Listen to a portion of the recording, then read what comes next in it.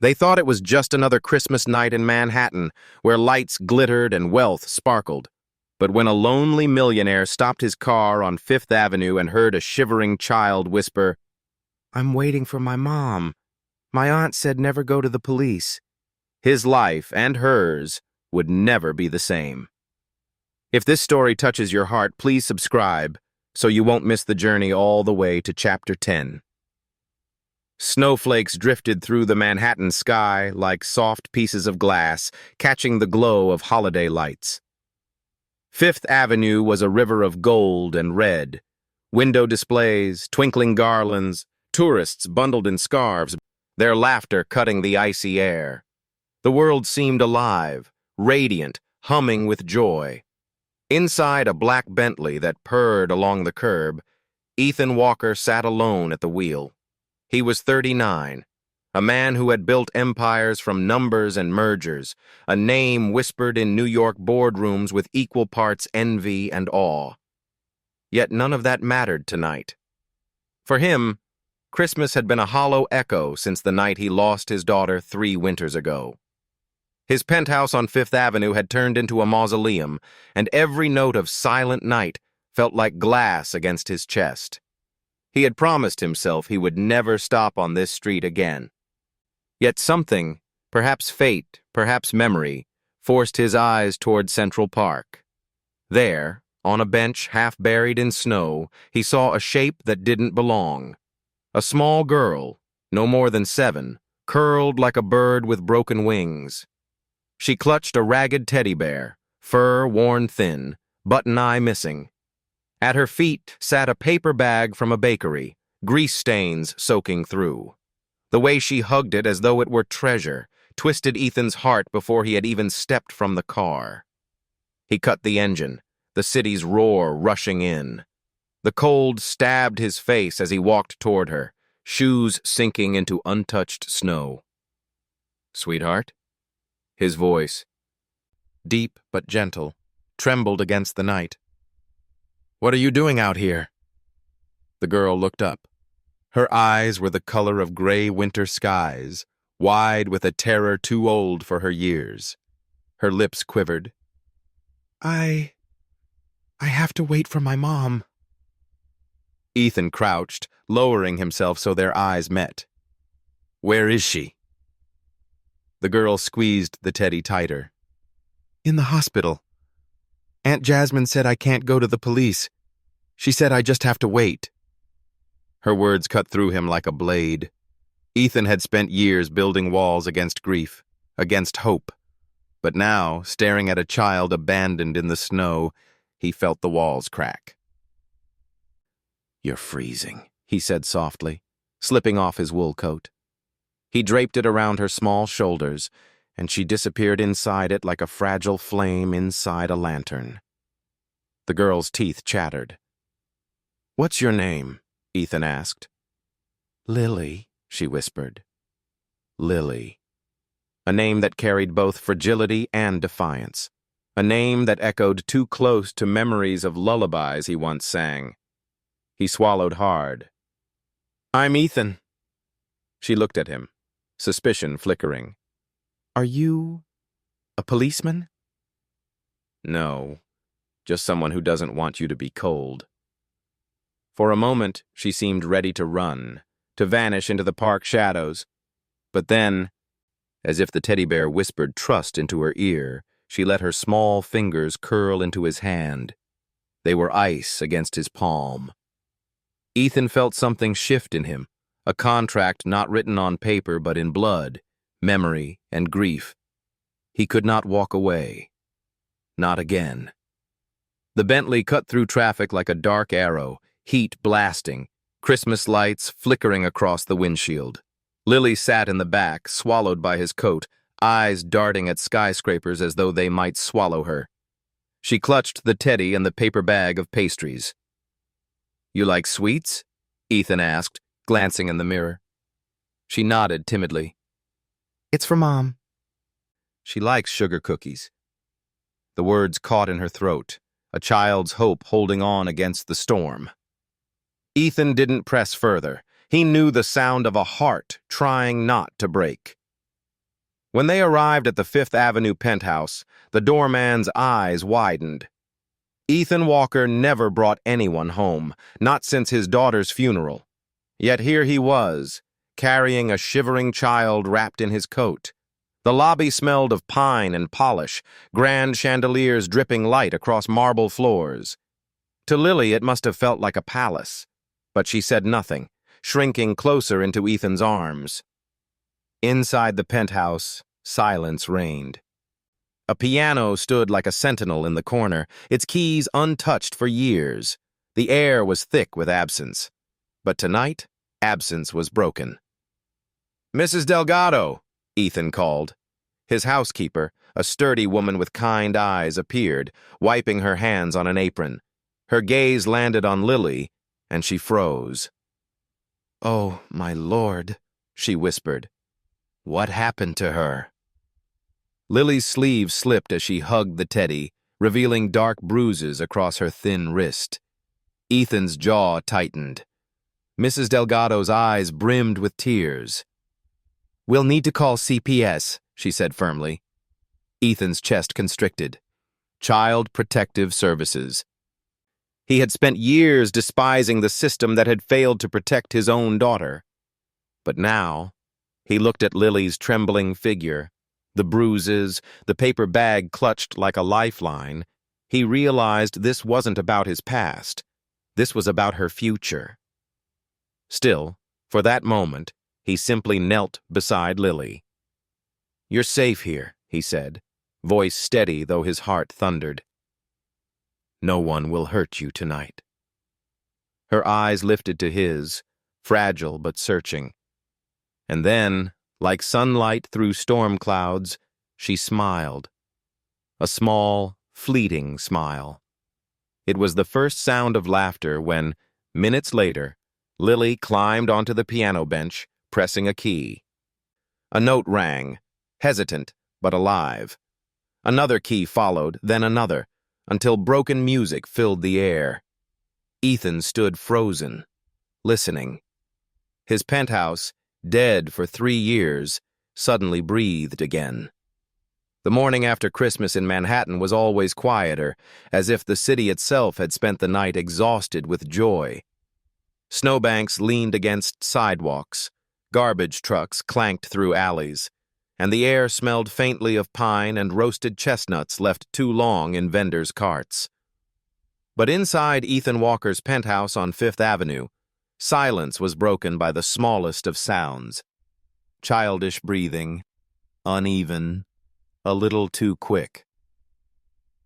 Lily Carter was asleep on the leather sofa, Ethan's oversized wool coat wrapped around her like a cocoon.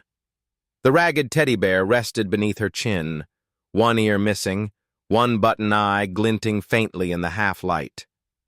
She looked impossibly small against the cavernous room, a child tucked inside the hollow of a palace. Ethan stood by the floor-to-ceiling windows, staring down at Central Park below. The city sparkled with the fragile beauty of winter, but he barely saw it. His mind kept replaying Lily's whisper in the snow. "Aunt Jasmine said I can't go to the police." Those words hadn't just unsettled him. They had reopened scars he thought were buried. He poured black coffee into a porcelain cup, though his hand shook as he lifted it. For years he had built rituals to cage his grief. Work until midnight, read financial reports until dawn, keep the piano untouched, the doors locked, the rooms dark. But one child's trembling smile last night had split the ritual wide open. He was terrified by how much that frightened him, and how much it felt like grace. Mrs. Delgado emerged from the kitchen with her apron still dusted in flour. She had been with Ethan's family long before the Empire, back when the Walkers lived in a modest Upper East Side brownstone. She had baked birthday cakes for his daughter. She had held Ethan's hand the night the hospital called. Now her eyes moved from the sleeping girl to Ethan. "You know she can't stay here without papers," she said quietly. Ethan set down the cup, his jaw tight. "I know." "You promised me once," Mrs. Delgado continued gently, that you would never let another child slip through the cracks, that if you ever had the chance, you'd fight. Ethan's throat constricted. He had made that promise at his daughter's grave. But promises were one thing. The machinery of the law was another. "Her wrist," Mrs. Delgado whispered, glancing at Lily's bruises. "Ethan, someone hurt her. The law exists for a reason. We have to call CPS." The name was a dagger. Child Protective Services. The same agency that had shuffled his daughter between court hearings and affidavits, all while her life drained away from illness. He remembered their bureaucracy, their clipped language, their failure to act until it was too late. Rage curled through him. Yet, he looked at Lily. Even in sleep, her fingers gripped the teddy bear as though letting go meant vanishing. He could not ignore that. Mrs. Delgado reached for the phone. "I'll make the call." He almost stopped her. But then Lily stirred, and when she opened her eyes, he saw fear bloom instantly. She sat up, clutching the bear. "Please, don't let them take me." Her voice shattered something inside him. Ethan knelt, lowering himself to her level, the way he had done in the snow. "No one's taking you anywhere," he said. His voice was steady, though inside he burned with uncertainty. "Promise?" Her eyes searched his. "I promise," he whispered. And he knew he had just signed another silent contract, one heavier than any corporate deal he had ever closed. Later that afternoon, the penthouse felt different. Lily's footsteps padded across polished floors, tentative but real. She explored cautiously. The marble kitchen where Mrs. Delgado offered warm milk, the grand piano in the living room, its lid lifted for the first time in years, the tall bookshelves lined with dust-covered photo albums. She pressed one piano key, then another, until halting notes filled the air. Ethan watched from the doorway, heart lurching at the sight. He hadn't allowed music since his daughter's death. But Lily's hands, small and clumsy, coaxed sound into silence, and the silence bent, softened. Mrs. Delgado whispered beside him, "This house is breathing again." The words pierced him. Yes. For the first time in 3 years it was. Still, shadows lingered. That evening, a knock at the door rattled Ethan's chest. He feared it already, the knock of the system, the intrusion of paperwork. Mrs. Delgado returned with worry etched across her face. "They'll be sending a social worker tomorrow. I told them what we saw." Ethan exhaled. He should have been relieved, but dread clung to him like smoke. He walked into the living room where Lily sat cross-legged on the carpet, drawing on a notepad Mrs. Delgado had given her. Crude shapes, circles, stick figures, stars, spread across the page. She looked up at him, eyes wide. "Will they make me leave?" she asked. Ethan crouched, staring at the picture. 3 stick figures held hands, one with long hair, one small child, and one tall man with a square jaw. Above them, a crooked roof and a sun that smiled. He pointed. "Who are they?" "Mom," she said, tapping the long-haired figure. "Me." Then she touched the square-jawed figure. She hesitated, then whispered, "You." The world tilted. Ethan closed his eyes, steadying himself. When he opened them, Lily was watching, desperate for an answer. He forced a smile, though emotion threatened to break his voice. "That's a good drawing," he said. Her lips curved, shy but proud, and for a fleeting moment, hope pulsed like a fragile flame. That night, Ethan lay awake in the master bedroom, staring at the ceiling where shadows flickered from streetlights outside. He thought of courtrooms, affidavits, child custody hearings. He thought of Lily's bruises, of her whispered fear, of her stubborn trust. He thought of his daughter, buried under earth that no snow could cover. He had built an empire of certainty. But now he stood on the edge of the most uncertain battle of his life. As the clock struck midnight, he rose, walked to the piano, and pressed a single key.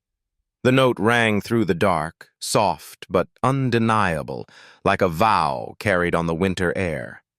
The knock came at precisely 9 o'clock the next morning. It was firm, official, not the gentle rhythm of a neighbor or the impatient thump of a delivery man, but the kind of knock that carried paperwork in its echo, the kind that made Ethan Walker's stomach twist.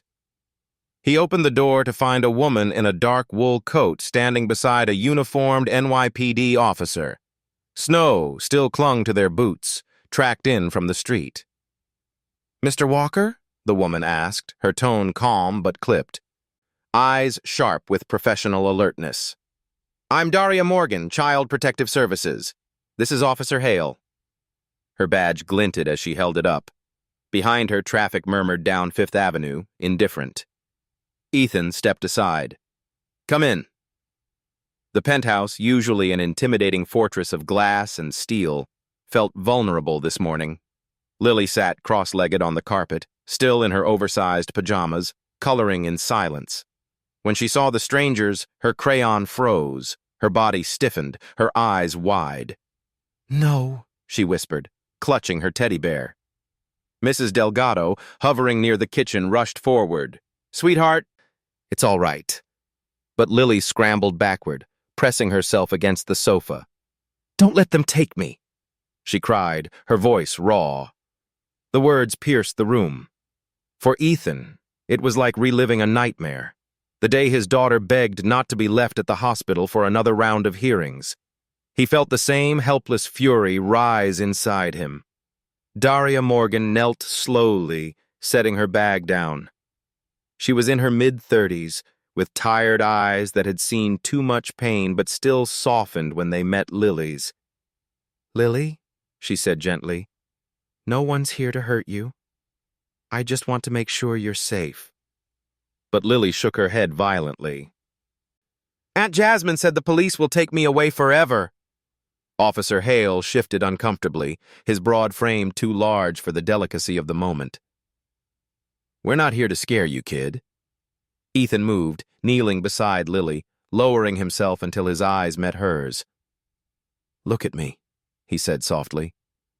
"I won't let anyone hurt you. Do you trust me?" Her little fingers clutched his sleeve. Slowly she nodded. Ethan turned to Daria, voice hardening. "She's been through hell. Handle this carefully." Daria nodded. "I understand." She opened her folder, sliding papers onto the glass coffee table. "Mr. Walker, CPS has been alerted to potential neglect and abuse regarding Lily Carter. Until we can complete our investigation, she cannot be left without supervision. For now, the court allows her to remain in your temporary care, provided you agree to certain conditions." "Conditions?" Ethan's jaw tightened. "Regular home visits, medical evaluations, weekly reports filed with the court. If at any point we believe her safety is compromised, custody will be revoked." The language was clinical, rehearsed. But to Ethan, every word sounded like a warning shot. He looked down at Lily. Her hand clung to his like a lifeline. He remembered the promise he made only hours earlier. "No one's taking you anywhere." He picked up the pen. "Where do I sign?" Daria hesitated. "You should read—" "I don't need to read," Ethan interrupted, his voice low but steady. "I'm not letting her slip through the cracks. Not again." For a moment, Daria studied him. She had seen wealthy men play savior before, only to vanish when responsibility grew heavy. But there was something different in Ethan's eyes. Grief, yes, but also a steel forged from it. She slid the papers closer. Ethan signed. Lily watched, her small brow furrowed. "What is it?" she asked. "It means," Ethan said, setting the pen down, "that you'll stay here, with me, and I'll make sure no one breaks that promise." Her eyes filled with something he hadn't seen before, hope fragile as snowlight. The rest of the visit unfolded like a courtroom drama compressed into a living room. Daria inspected Lily's arms, noting the bruises. Mrs. Delgado produced the paper bag of cookies Lily had clutched the night before. Officer Hale quietly wrote notes, his badge gleaming in the winter light. "Do you feel safe here, Lily?" Daria asked finally. The child hesitated. She looked at Ethan. Then, barely audible, she whispered, "Yes." That one word shifted the atmosphere. Daria closed her folder. "Mr. Walker, you've accepted temporary guardianship, but understand, this isn't permanent. The system will decide." "The system already failed her," Ethan said, his voice sharp as glass. Daria met his gaze. "Maybe. But if you truly mean to protect her, then work with us, not against us."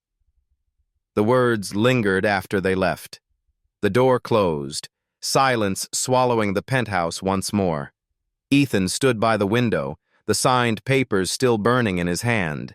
He had entered into another binding contract, but this one was not about shareholders or profit margins. This one was about a promise carved into his soul. He turned to find Lily still sitting on the carpet, Teddy in her lap, eyes searching him. "Are you mad?"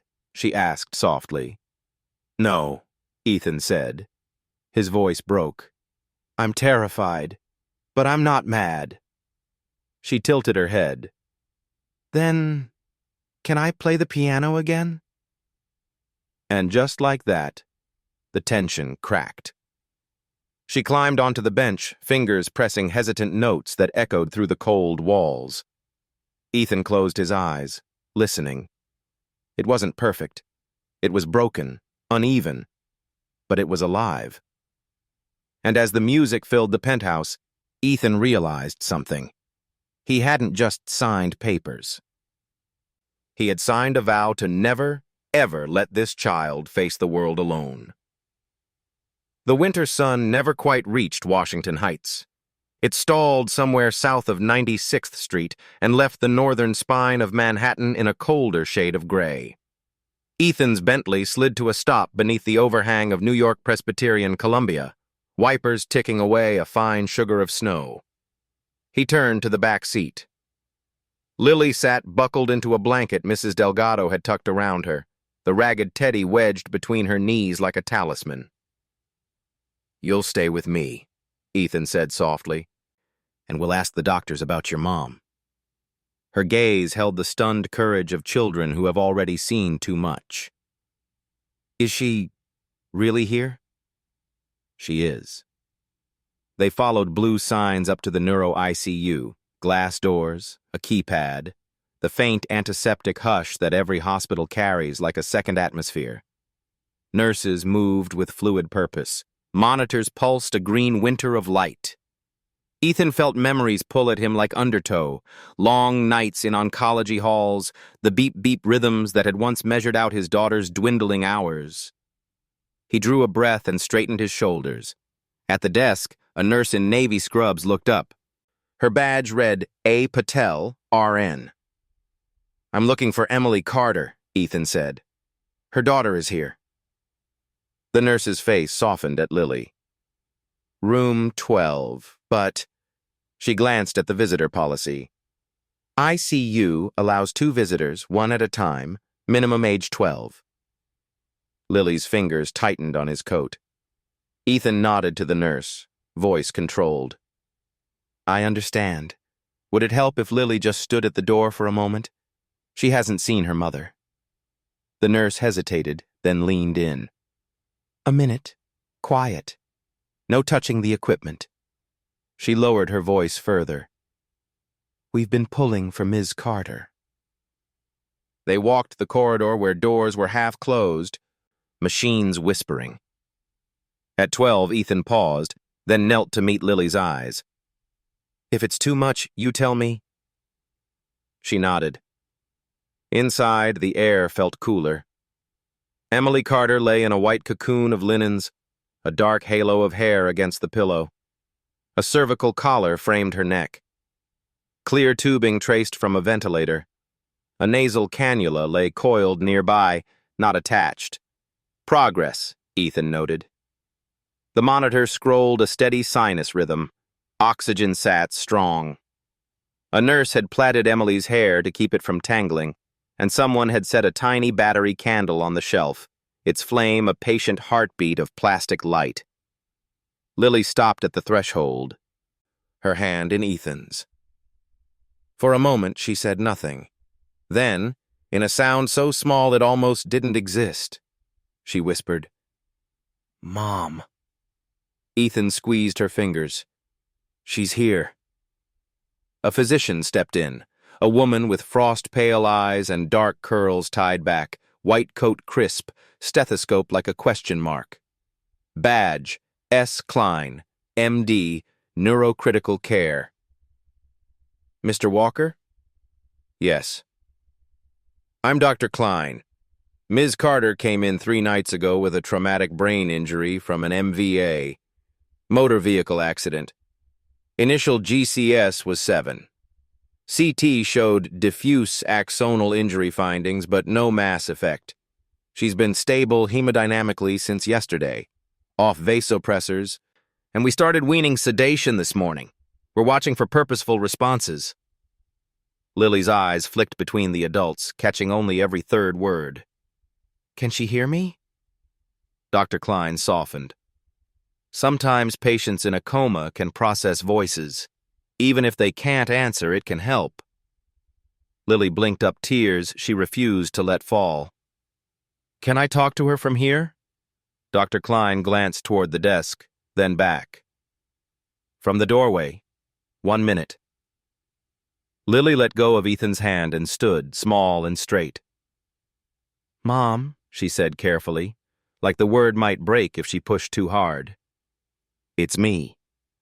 "I have your cookies." She lifted the paper bag a little, as if the scent could cross the space. "I'm okay.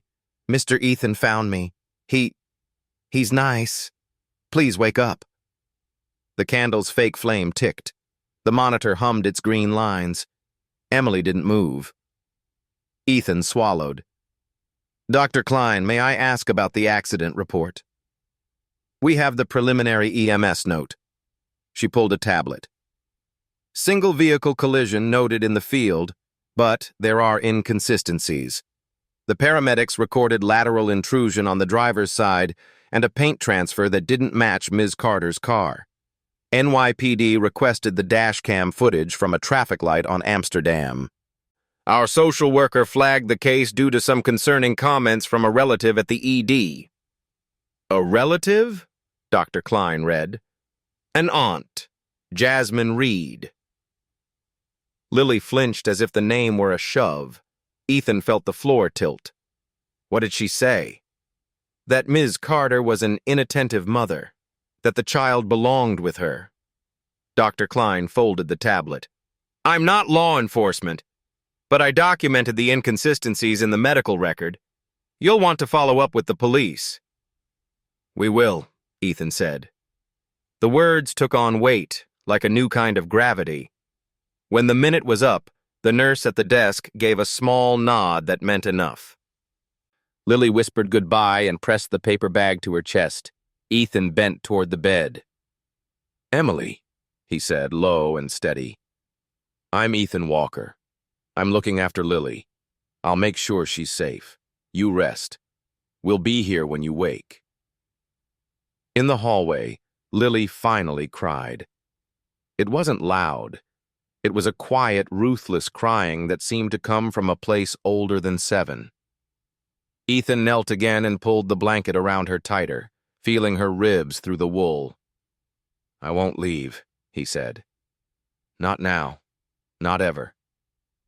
She nodded into his coat, and after a while the sobs slowed. By the time they reached the lobby, the day had folded into afternoon. Snow brushed the revolving doors. Ethan led Lily to a bench beneath a mural of the Hudson River and texted a single name. Jack Connolly, former NYPD, now private. A man who knew where New York hid its secrets.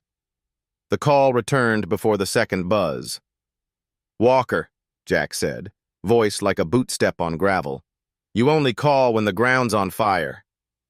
"It is," Ethan answered. "I need you." He gave the facts in clipped tides. A child in the snow, a mother in a coma, an aunt named Jasmine, an accident that didn't read like an accident. Jack listened without interruption, the way men do when they've been paid to hold silence. "What's the car?" Jack asked. "Emily's, a silver Civic, but Dr. Klein said the paint transfer didn't match." Jack grunted. "You're thinking side impact from another vehicle. Push off, staged, single vehicle narrative.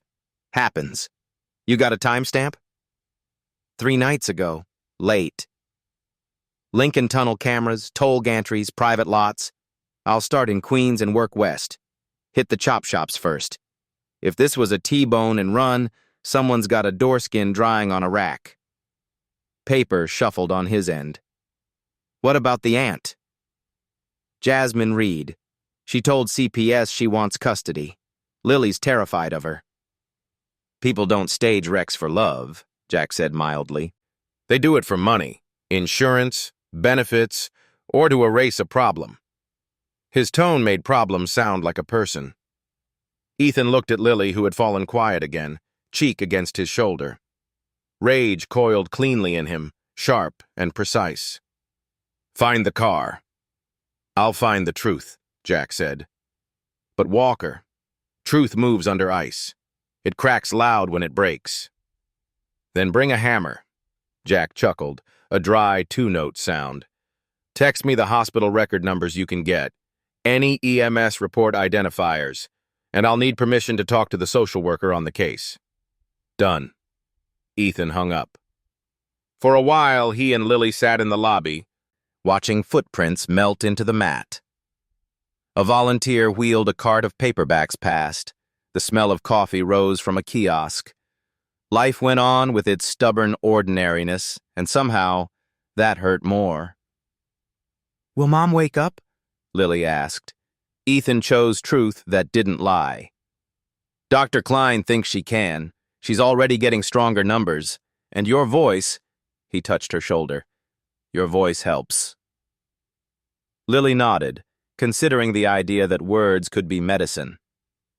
Back upstairs, Dr. Klein allowed one more brief doorway visit before shift change. Lily whispered again, this time telling a story about a neighborhood cat that always stole socks from their fire escape. Ethan stood behind her, listening to the green lines keep time. He thought of contracts and courts, of signatures that tied people together and laws that sometimes cut them apart. On their way out, the social worker on duty, Maria Soto, LCSW, caught Ethan by the elevators. "Mr. Walker? I'm coordinating the hospital end with CPS. I read the intake note. If Ms. Reed contacts you, refer her to me. Do not engage." She held his eyes. People cut corners when they're desperate. Sometimes they cut people. "I understand," he said. "And thank you." Snow feathered down as they reached the curb. The city had dimmed into early dusk, streetlights blossoming open like pale flowers. Ethan buckled Lily in, then stood with his hand on the door a moment longer, staring at the hospital's lit windows stacked like a hive of fragile stars. His phone buzzed. A text from Jack. Queens. 2 leads already. 1 garage, 1 traffic cam. Paint sample might be black metallic, not civic. I'm smelling a push. Ethan typed back. How sure? The reply came with a photo. An angled shot of a dented black quarter panel on a rack, primer still wet. Sure enough to get a warrant if I had a badge. "Call your friends. We're not looking at bad luck, Walker. We're looking at vehicular assault." The words rang like a gavel in Ethan's head. He slid into the driver's seat and met Lily's eyes in the rearview mirror. "We have good people helping us," he said. "Like Mr. Jack?" she asked. "Like Mr. Jack." They pulled into the slow-moving river of Broadway, tires whispering on snow salt. Above them, the George Washington Bridge threw a net of light across the Hudson. Somewhere behind that light lay a garage where metal remembered violence, and a camera that had watched night turn into a crime. Ethan gripped the wheel. Grief had taught him the cost of waiting. This time he would not wait. "Hang on, Emily," he whispered to the windshield, to the winter air, to the woman whose daughter now breathed in his care. "We're coming." And for the first time that day, the city seemed to answer. Queens After Dark had a language all its own. It wasn't the symphony of Manhattan skyscrapers or the chorus of Brooklyn brownstones. It was something grittier, rougher, a rhythm of muffled engines, the scrape of metal on concrete, and voices echoing off warehouse walls. Jack Connolly knew this song well. He had walked its alleys as a beat cop, chased shadows through its chop shops, and interrogated ghosts in its diners. Tonight, he was back where law met silence. The garage sat behind a shuttered bodega on Roosevelt Avenue, half hidden under a flickering neon beer sign. To the casual eye, it looked abandoned. But Jack had been watching since sundown, and he had counted 3 cars slip inside without plates. One of them, a black Dodge Charger, bore fresh scars across its driver's side panel. He slipped a tiny parabolic mic from his duffel, pressed the earpiece in, and tuned himself into the garage's world. Inside, laughter mixed with the clang of tools. A man with a voice like sandpaper muttered, "Rhett, you think the insurance boys will sniff it?" Another voice, smooth but reckless. "Relax. Primer goes on tonight. By the time anyone checks, it'll look like new." Jack's jaw clenched. Rhett Collins. He'd hauled him in years ago for assault with a tire iron. The guy had a temper wired with nitroglycerin. Then came a third voice, female, sharp, bitter, unmistakable. "You better make sure, Rhett. Emily's still alive. If she talks, we're finished." Jack's blood chilled. Jasmine Reed. Across the river, Ethan sat in the penthouse with Lily curled against him, her teddy bear tucked under her chin. She had finally fallen asleep after hours of asking questions about her mother, about hospitals, about why people hurt each other. Ethan stroked her hair absently, his mind fixed on Jack's last text. Queens. Found the Charger. Jasmine involved. He wanted to storm out the door, to confront Jasmine himself, but he knew better. Emotion made bad strategy. Jack had told him once, "You can't punch shadows. You have to follow them to the light." Still, his hands trembled as he poured a drink. Jasmine had looked him in the eye during the custody hearing prep, smiling for reporters, calling him a manipulator. And yet, she was plotting to erase her own sister. The elevator chimed. Mrs. Delgado stepped out, her coat still dusted with snow. "You look ready to tear the city apart," she said quietly. "I might," Ethan muttered. "Don't," she replied. "Not with Lily asleep in the next room. She needs you calm more than she needs you angry." Ethan stared at her, then at the glass in his hand. He set it down untouched. Back in Queens, Jack crouched on the roof of a neighboring building, recorder running. Below, Jasmine paced, heels clicking against oil-stained concrete. "Rhett," she hissed. "You promised no one would trace it." Rhett wiped his hands on a rag, smirking. "It's just a Civic. Nobody cares." "Wrong," Jasmine snapped. "Emily had full custody of Lily. With her gone, I get guardianship. That means benefits, inheritance, monthly checks from the trust. If she wakes up and tells anyone you rammed her..." Rhett cut her off with a low growl. Then we'll make sure she doesn't talk. Simple. Jack's fist tightened around the recorder. He had enough. He tapped out a message on his phone. Got it. Audio plus visuals. Jasmine orchestrating. Meet tomorrow. He slipped back into the night, boots silent against the rooftop gravel. The next day, Ethan met Jack at a diner near Queens Plaza, the kind of place where cops and truckers shared counter space, and the coffee tasted like asphalt. Jack slid a small flash drive across the table. "Everything's on there," he said. "Audio, timestamps, video from the rooftop cam." Ethan picked it up as though it were a loaded weapon. She wanted her own sister dead. For money. Jack's eyes narrowed. And Rhett? He's the hammer she swings. But make no mistake, Walker. Jasmine is the one holding the handle. Ethan leaned back, jaw tight. "We take this to the DA?" "Not yet. If Jasmine smells heat too early, she'll lawyer up. Claim fabrication. We need chain of custody, CCTV, DMV records of her car near the tunnel, maybe a financial trail for motive." Ethan's hand curled around the coffee mug. Meanwhile, Lily wakes up screaming every time she hears the word aunt. Jack softened, just slightly. "And that's why we'll move fast. But smart." That night, Jasmine launched her own counterattack. She stormed into the lobby of Ethan's building with a phone on live stream. Her hair was perfectly curled, her coat a striking red against the marble. She aimed the camera at herself, voice dripping outrage. "Look at this, everyone. My niece Lily is being exploited by a millionaire who thinks he can buy sympathy.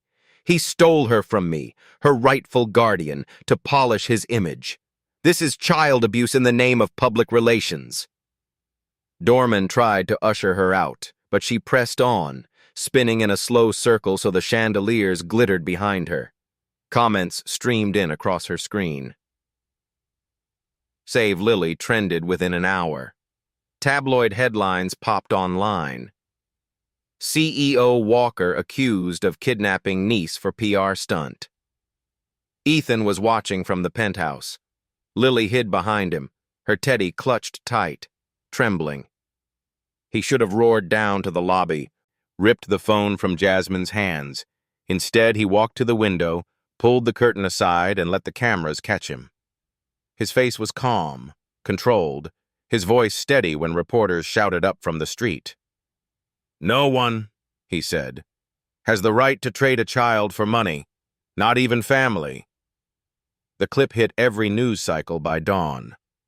The marble lobby of the Fifth Avenue Tower had always been a sanctuary of silence.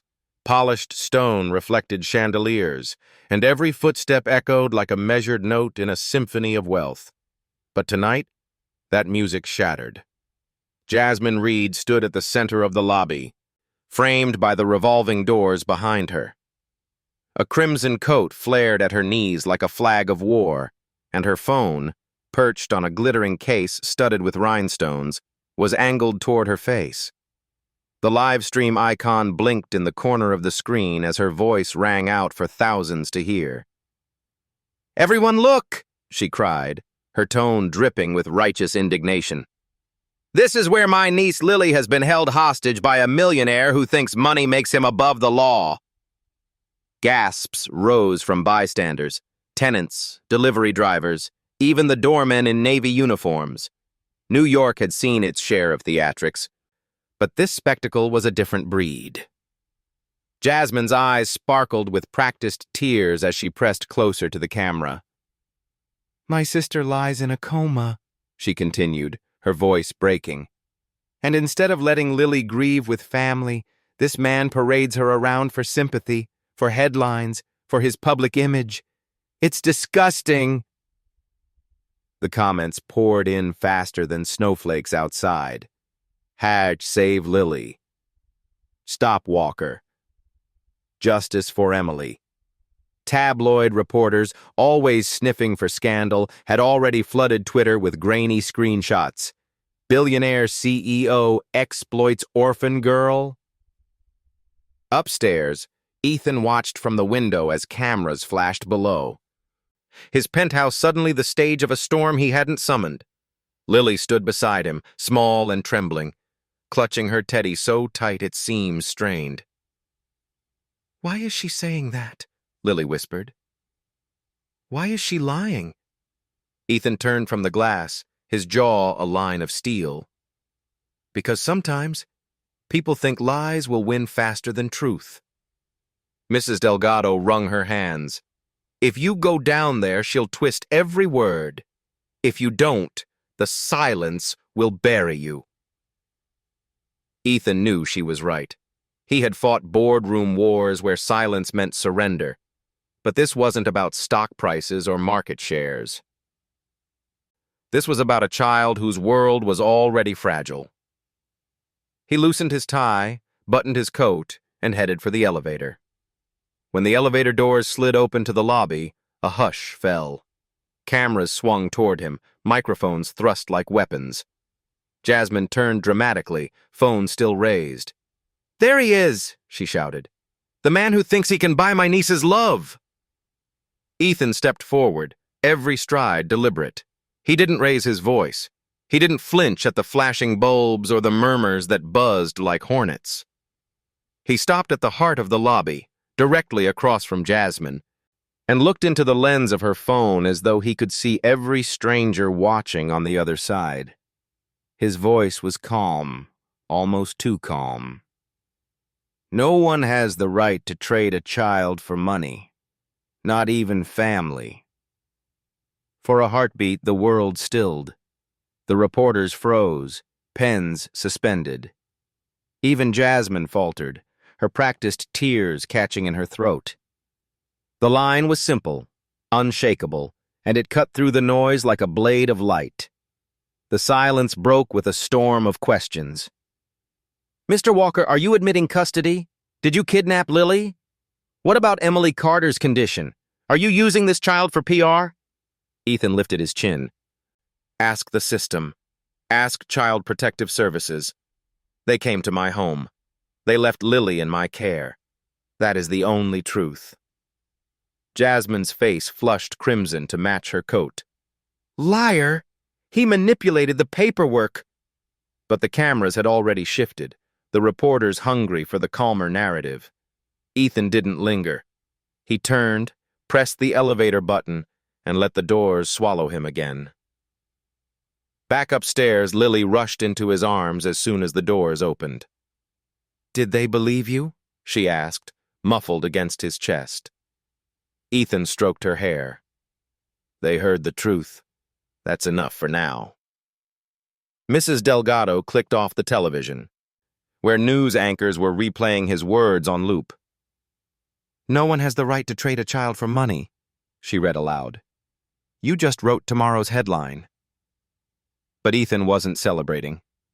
He knew how fast the tide of public opinion could turn. He had built companies on spin, survived scandals with boardroom statements, but this wasn't stock value. It was human value. Jasmine would not stop. She had too much at stake and too much rage to lose quietly. His phone buzzed. A message from Jack Connolly. "Good job keeping cool. Got more on Rhett. He's painting the Charger black metallic. Surveillance from Lincoln Tunnel puts it near Emily's crash. Jasmine's voice is on tape. Building case. Don't slip." Ethan exhaled. The walls were closing in on Jasmine, but that made her more dangerous, not less. The next morning, headlines split across New York's newsstands. CEO defends orphan girl in viral clash.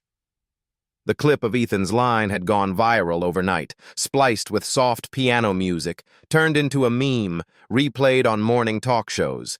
But beneath the noise, the darker narrative thrived too. Anonymous accounts smeared his reputation. Blogs whispered of billionaire kidnappings and corporate propaganda.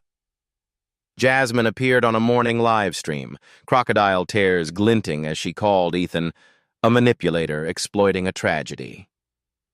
Inside the penthouse, Ethan prepared breakfast for Lily himself, though he hadn't cracked an egg in years. She ate slowly, her eyes fixed on the teddy bear. "Will she win?" she asked suddenly. Ethan knelt beside her. Not if we keep telling the truth. Lies burn out. Truth lasts. She studied his face for a long moment, then nodded. And in that nod, Ethan felt the weight of something greater than public opinion, the weight of a child choosing to believe him. That night, when Lily climbed onto the piano bench, she played 3 hesitant notes. Ethan sat beside her, pressing the harmony. Together, their broken music stitched itself into something stronger. Down in the lobby, the marble still echoed with yesterday's scandal. But upstairs, for the first time, the air held more than anger. It held resilience. The morning of the hearing arrived bitter and gray, as though the city itself wanted to warn them of the storm inside the courthouse. Snow slushed under tires along Center Street, where the stone facade of New York Family Court loomed over bundled pedestrians. Its columns, worn by decades of footsteps and petitions, stood like silent judges even before a word was spoken. Ethan adjusted the collar of his coat as he and Lily stepped from the car.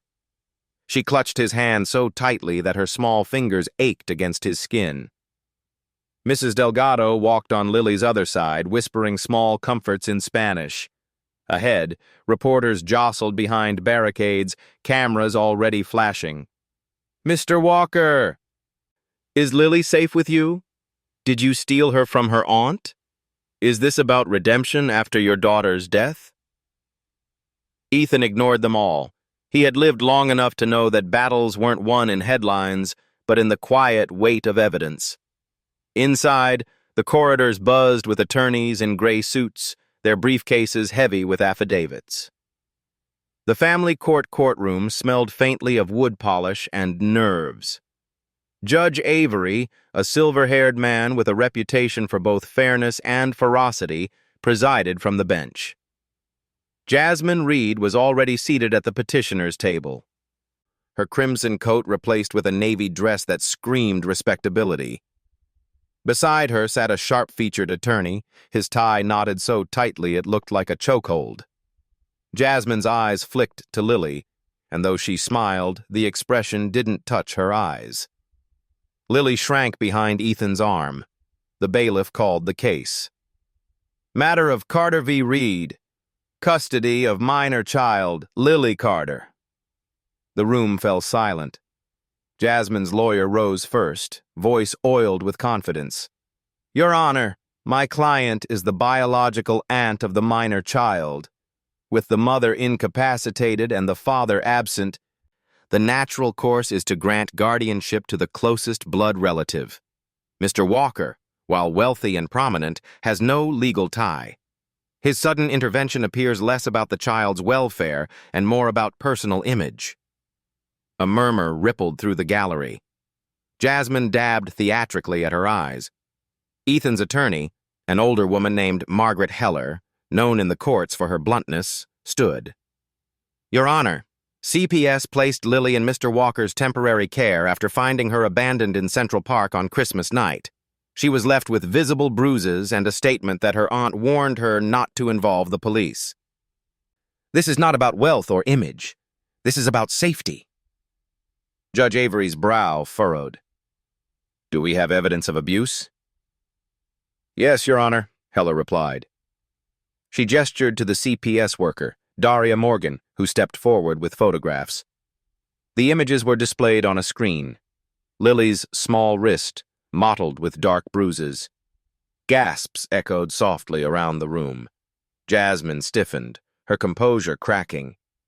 "Children bruise all the time." "Not like this," Daria said firmly. The judge's eyes softened as he glanced toward Lily, sitting quietly at the respondent's table, teddy bear in her lap. "Does the child wish to speak?" The courtroom seemed to freeze. Ethan's chest tightened. He had prayed it wouldn't come to this, but Lily's hand rose slowly, bravely. The bailiff guided her to the witness stand, her legs barely reaching the edge of the chair. She hugged her teddy tight, eyes darting nervously across the room. "Lily," the judge said gently, Do you know the difference between the truth and a lie?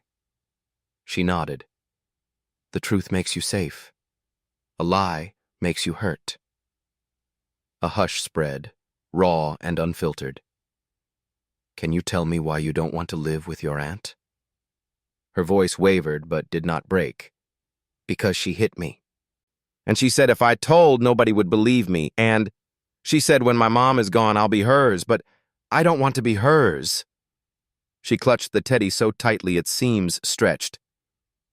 I want to be with Mom, and until she wakes up, I want to be with Ethan. Jasmine shot up, shouting, She's been coached! Order, the judge barked, gavel cracking. The courtroom buzzed, whispers spilling through the gallery. Reporters scribbled furiously, their pens unable to keep up with the raw power of a child's words. And then, as though fate demanded one last blow, Margaret Heller lifted a sheet of paper. Your Honor, I present Exhibit C, a drawing made by the child during her time in Mr. Walker's care. On the screen appeared Lily's crude sketch. 3 figures holding hands, Mom, Lily, Ethan. A sun smiled above them, crude but radiant. The silence that followed was not just quiet, it was reverent. Even the fluorescent lights seemed to hum more softly. Judge Avery leaned back, his face unreadable, but his voice carried the weight of centuries of law. This court will consider all testimony and evidence before rendering a decision.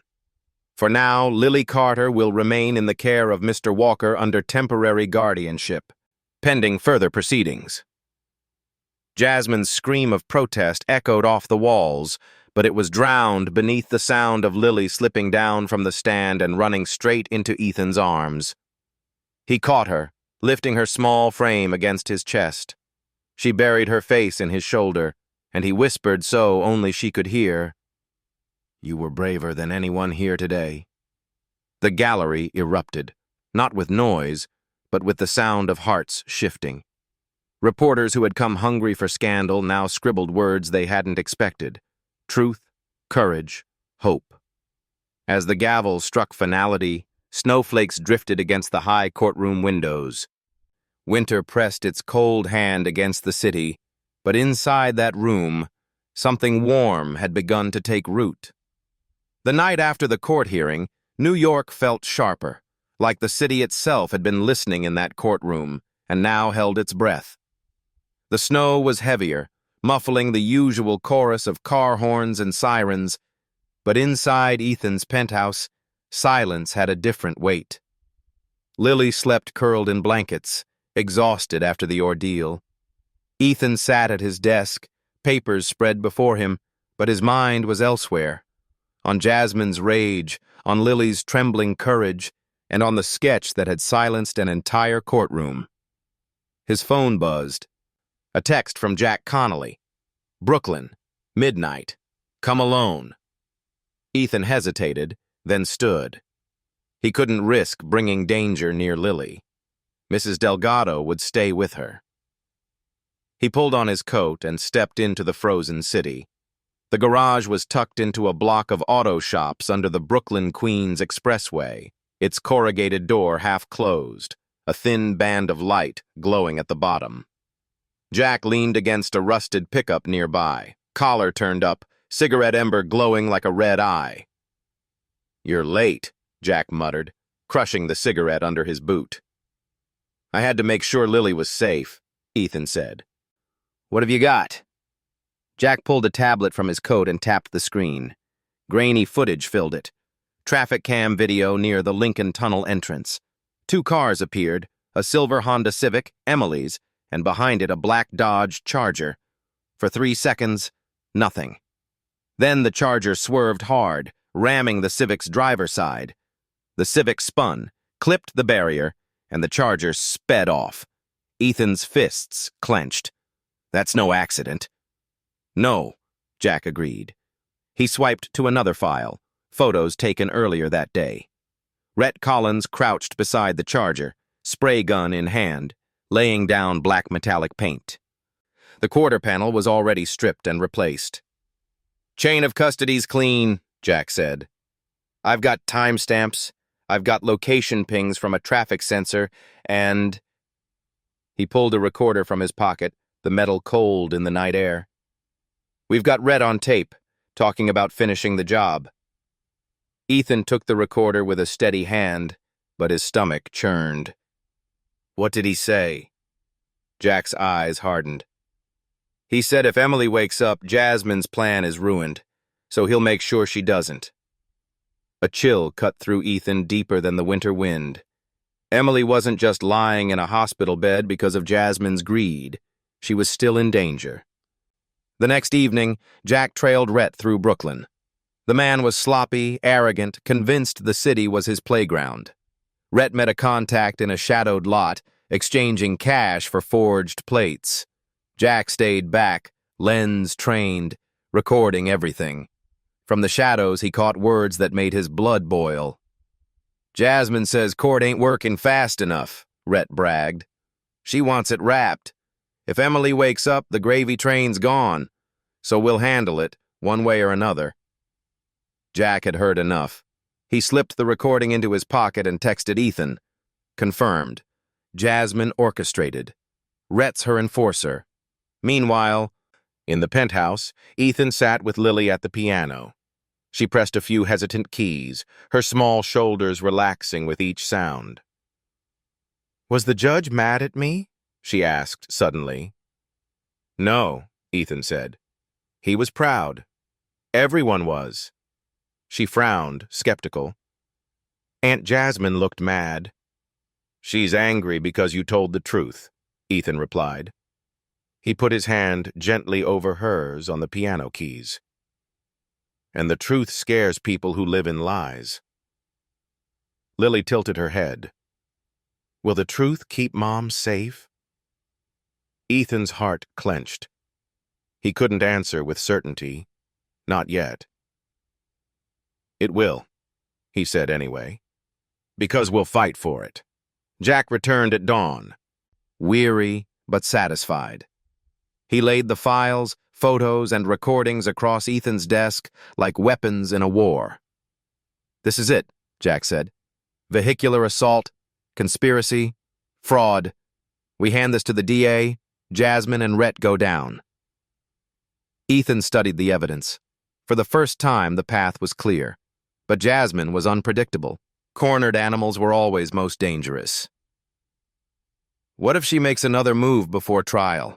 Ethan asked. Jack's eyes flicked toward the room where Lily slept. Then we stay 2 steps ahead. I'll set surveillance on the hospital. If Rhett shows his face, we nail him in the act. Ethan nodded, his jaw set. He had been forced to watch his daughter slip away once, powerless against the system. Not this time. Not again. The trap closed faster than expected. 2 nights later, Rhett returned to the hospital parking lot, hood up, crowbar glinting in his hand. Jack was waiting, crouched behind a sedan. As Rhett approached the staff entrance, police sirens wailed. Floodlights snapped on. Freeze! An officer shouted. Rhett bolted, but Jack lunged, tackling him against the asphalt. The recorder slipped from Rhett's pocket, skittering across the ground. Officers swarmed, pinning him down. Under the harsh light, Rhett cursed, spitting rage. You don't get it! Jasmine runs this! She told me to do it! She told me! Every word was caught on body cam. Back at the penthouse, Ethan held Lily close as the news came in.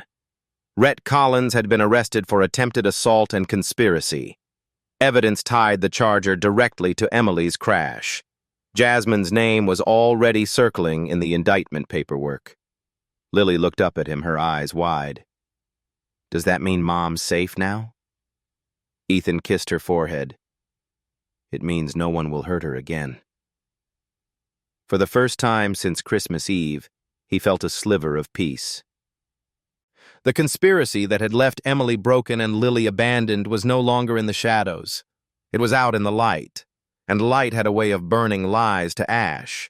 The ICU had its own rhythm, a hushed symphony of beeping monitors and whispered footsteps. For weeks, Emily Carter had lain motionless in room 12, suspended between silence and return. But on the morning the snow thawed into a silver drizzle over Manhattan, everything changed. Ethan arrived just after dawn, Lily skipping beside him with the paper bag of cookies she still carried like an offering. Jack Connolly trailed a few paces back, his coat dusted with rain.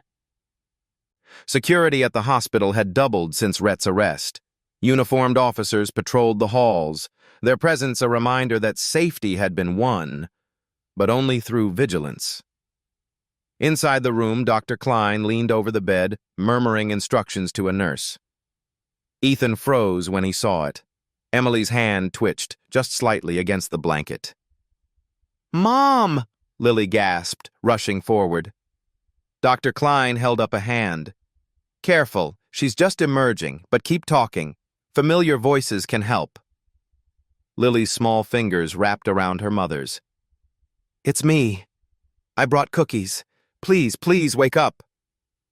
Ethan felt something catch in his chest, a sharp, aching hope. And then, Emily's eyelids fluttered. The room seemed to hold its breath.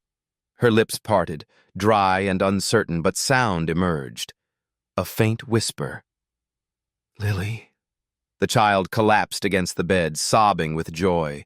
Ethan gripped the rail, his throat thick, while Jack stepped quietly out to give them privacy. Dr. Klein smiled for the first time since they had met. "She's back." By afternoon, Emily was sitting upright, weak but alert. Her voice rasped with effort as she answered Dr. Klein's questions, nodding when asked if she remembered the accident. When Lily dozed off in the corner chair, Ethan finally leaned in. "Emily, you don't know me well. I'm Ethan Walker. Lily found me on Christmas Eve. She's been with me since." Emily's eyes, tired but fierce, met his. "She told me about you," she said softly. "Every time I could hear her voice in the dark, she was saying your name. You kept her safe." Ethan swallowed hard. "I tried." Her expression darkened. "Jasmine, she wanted me gone. I remember her fighting with me before the crash. She said I was in the way." Emily's hand shook as she pressed it to her temple. Then headlights, the car slamming into us, and her face, watching. Ethan leaned closer. "You don't have to carry this alone. We have proof. Audio, video, even Rhett's confession. Jasmine can't touch Lily again." Emily exhaled, relief trembling through her. "Then let's finish it. For Lily." 2 days later, the courtroom was packed again. This time, anticipation buzzed through the gallery like static. Jasmine sat at the petitioner's table, her lawyer flipping through a mountain of papers, trying to look confident. But her eyes betrayed her, darting, frantic, the performance of control crumbling. The bailiff called the case. Judge Avery adjusted his glasses, gaze sweeping the room. "We are here to revisit custody of minor child Lily Carter, in light of new evidence and testimony." Margaret Heller rose, her tone crisp. "Your Honor, we submit into evidence Exhibit A, audio recordings of Rhett Collins, obtained legally by private investigation, in which he admits to staging the collision at Ms. Reed's instruction. Exhibit B, photographic and video evidence of the Dodge Charger used in the assault. Exhibit C, sworn testimony from Dr. Samantha Klein regarding inconsistencies in the crash report. And Exhibit D, the statement of Emily Carter, survivor of the staged collision." Gasps rippled. Jasmine paled. Emily entered slowly, supported by Dr. Klein and a court officer. Though pale and fragile, her presence radiated truth. She raised her right hand, voice shaking but firm as she swore to tell the truth. "Ms. Carter," Judge Avery said, "do you have a statement?" Emily's eyes swept the room until they landed on Jasmine. "My sister wanted custody of my daughter, not to love her, but for what she could gain. The night of the crash, Jasmine argued with me, threatened me. Minutes later, her boyfriend's car struck mine. I saw her standing there when I lost consciousness. She wanted me gone so she could claim Lily. Jasmine shot up. Lies! She's delirious! The judge slammed the gavel. Sit down, Ms. Reed. Then came the nail in the coffin. Officer Hale stepped forward with body cam footage from Rhett's arrest, his voice echoing across the courtroom. Jasmine runs this! She told me to do it! She told me! The gallery erupted. Reporters scribbled frantically. Jasmine's lawyer buried his face in his hands. Judge Avery's voice cut through the noise like thunder. The evidence is overwhelming. Jasmine Reed, this court refers your case to the district attorney for prosecution on charges of child endangerment, conspiracy, and fraud. Custody of Lily Carter is returned to her mother, Emily Carter. Furthermore, this court recognizes Ethan Walker as legal guardian support, in acknowledgement of his role in safeguarding the child. Lily, who had been sitting frozen in the front row, leapt from her seat. Mom! She cried, running into Emily's arms. Emily clutched her daughter, tears streaming freely. Even hardened attorneys wiped at their eyes. Reporters, for once, stopped writing. It wasn't scandal anymore. It was grace. Ethan stood nearby, silent, his chest tight. When Emily looked up, her eyes found his. Thank you, she mouthed. And for the first time in years, Ethan felt the weight of grief lift, replaced by something he thought he'd lost forever. Belonging. That night when they returned to the penthouse, Mrs. Delgado had baked a tray of sugar cookies. Lily danced around the living room, clutching both her teddy bear and her mother's hand. Emily settled onto the sofa, weak but alive, her smile faint but radiant. Ethan sat at the piano. Lily tugged Emily forward, and together they pressed keys, clumsy, uneven, but full of life. For the first time since tragedy had stolen his own daughter, Ethan let music fill the space without fear. And in that fragile, miraculous sound, the past began to heal. Manhattan shimmered again beneath Christmas lights 1 year later. Snow fell in gentle sheets over Fifth Avenue, softening the roar of taxis and muffling the bustle of late shoppers. The city looked almost tender in the glow of the season, like it had chosen forgiveness for a night. High above the street, in the penthouse that had once been a mausoleum of grief, warmth now spilled through every room. The air carried the scent of cinnamon and sugar from Mrs. Delgado's kitchen. Laughter fluttered across the marble, bouncing against the walls that had long been silent. Lily Carter, now 8, darted around the living room in socks. Hanging paper stars she had cut out herself. Her cheeks were flushed, her hair tied with a red ribbon, and in her eyes glowed the kind of joy that no courtroom, no lie, no winter storm could dim. "Careful, sweetheart," Emily called, sitting on the sofa. Her strength had returned after long months of therapy, though a cane leaned against the armrest beside her. There was a grace in her movement now, deliberate and resilient, as if survival had woven itself into her bones. "I want it perfect, Mom," Lily said, stretching to reach the highest branch of the Christmas tree. "It already is," Ethan murmured. He stood at the piano, adjusting sheet music while the fire cracked in the hearth.